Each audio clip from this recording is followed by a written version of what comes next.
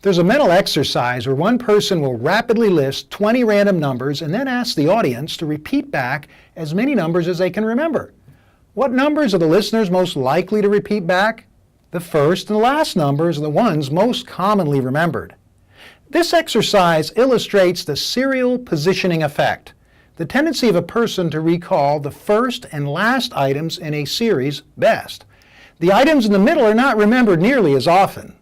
We all tend to be better at remembering the details that occurred at the beginning and at the end of past events, whether it be a vacation trip, a weekend getaway, a 1-hour meeting, or a 1-hour interaction with a patient. How does that relate to patient care and reducing your risk of a patient complaint or a lawsuit? You can use the serial positioning effect to your advantage by making a good first impression and a good last impression with your patient. From a risk management standpoint, the added benefit is the patient will often forget some of the less pleasant experiences in the middle of the incident. The first 30 seconds of the patient encounter are the most important. That's when the patient will decide whether he or she thinks you are a competent and caring caregiver or not. Those early seconds set the stage for the rest of the encounter. Making a positive physical approach to the patient with affirmative body language, smiling, making eye contact, and extending your hand in greeting as you introduce yourself are ways to make a good first impression. Starting off on the right foot with the patient will make the rest of the experience go much smoother.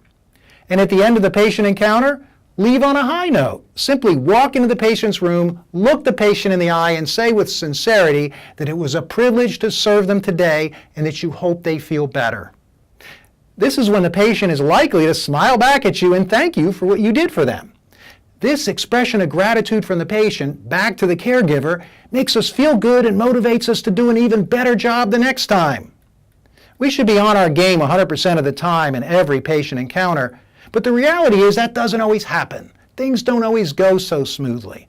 Making a good first and last impression can go a long way toward improving the patient's experience and can lead to compliments and appreciation. And as a side benefit, a reduction in the number of complaints and lawsuits against you and your EMS agency.